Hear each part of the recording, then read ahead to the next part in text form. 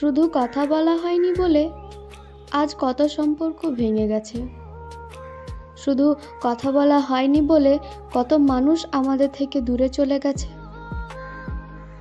এই কথাটা আসলে সত্য। সম্পর্কে যখন যোগাযোগ কমে আসে, যখন কথা বলাটা বন্ধ হয়ে যায়, তখন আর সেই সম্পর্কটা টিকিয়ে রাখা যায় না।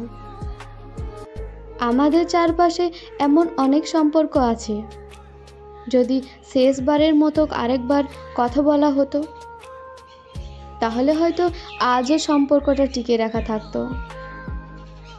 যদি মন খুলে মানুষটাকে মনের সবগুলো কথা বলা যেত, তাহলে হয়তো কাউকেই কারো কাছ থেকে দূরে যেতে হতো না।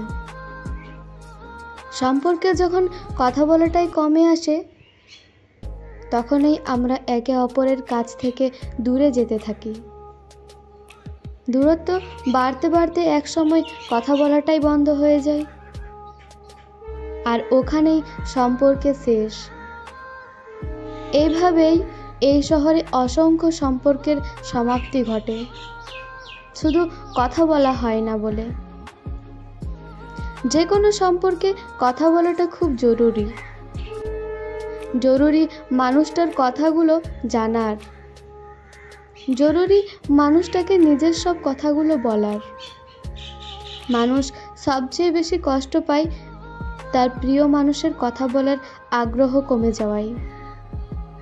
কথা বলা কমে আসলে একসময় দুজনের মাঝে দূরত্ব সৃষ্টি হয়ে যায়, আর এক সময় সম্পর্কটাই নষ্ট হয়ে যায়।